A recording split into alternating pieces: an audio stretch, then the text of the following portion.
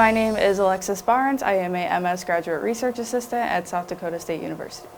So my project looks at clover cover crops as a living mulch in broccoli, pepper, and organic winter squash production. I have broccoli and peppers on the campus in Brookings, and I have organic winter squash in Beersford. So the type of data that we are collecting is clover and weed biomass, so we want to understand those weed suppression tactics with the clover.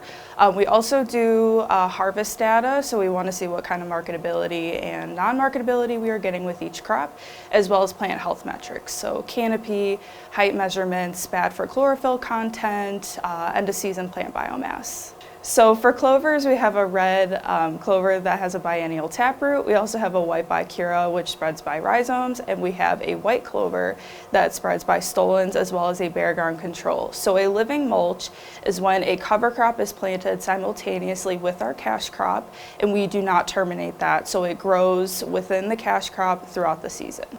Our soil management treatments are a no-till with fabric, a no-till no fabric, a tilled with fabric, and a tilled no fabric. So this is year 2 of our clover data with imperial broccoli on campus, as well as a red night pepper on campus for the year 1 establishment. So my clover establishment plots are focusing on year 1. So I have a clover planted with an oat nurse crop, and we decided to drill our clover instead of broadcasting. And we also went with lower rates compared to other studies, since we do not get as much rain here. So we planted our cover crops in April both years to kind of mimic that timing. So to successfully establish clovers, you definitely need water and moisture. Year 1, I didn't have as many problems with establishment due to a lot of early season moisture, versus this year in 2023.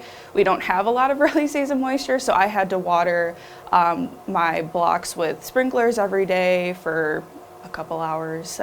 Some benefits with living mulch can be a lot of soil characteristics. So we can have good water infiltration as well as nitrogen fixation, especially for our organic farmers, as well as that weed suppression, which seems to be a really big issue in South Dakota. Some disadvantages are cash crop yield suppression. We do have a lot of yield suppression there, as well as establishment periods can be really hard, especially for us in our drought conditions. So pepper production this year, we seeded in a greenhouse, so we started that in late March, and then we were looking to plant that into the field in May, and then we had a frost in late May, so we had to reseed in the greenhouse, and that pushed our field planting back to July. So with a late pepper planting, there are some concerns with maturing of the crop. And so we're hoping to get a harvest at the end of the season, because we do wait for our peppers to turn red. And we are having some issues with deer that are kind of hindering that as well, with eating the tops off.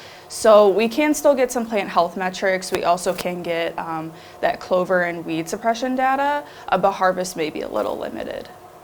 So we harvest broccoli by using a harvest knife, and we cut the stalk of the broccoli at the base of the stem where the leaves meet. And then we put everything into a bin with a plot tag, and we grade everything based on marketability from the USDA and some non-marketable standards like insect damage, hollow stem, bolting, and size. So based on year 1 data, we can see that our no-till data has a lot of weed suppression, but it also has a lot of yield suppression with our peppers and broccoli.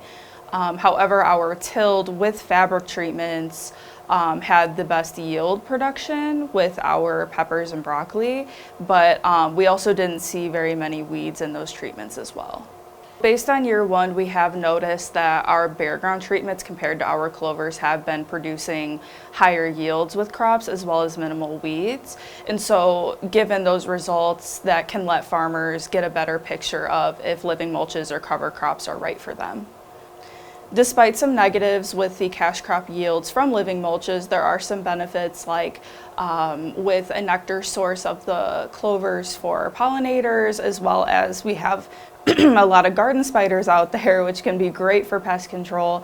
And it's also really cool to see clovers just within your field with a cash crop there. So based on year 1 and now going into year 2, we have noticed that the clovers can take a little bit in the beginning to start suppressing those weeds, but it has been noticed throughout the season that at the end we are suppressing more weeds, and those mowing events can be really helpful. My 2 seasons at SDSU have been really good so far. I've learned a lot. There have been a lot of challenges between crops dying or classes being really difficult when you first get here. But I've learned to adapt. There's people around. Research is really fun. This research is funded by the Specialty Crop Block grant administered by the South Dakota State Department of Ag and Natural Resources. To learn more about my project and others like it, please visit the SDSU Extension website.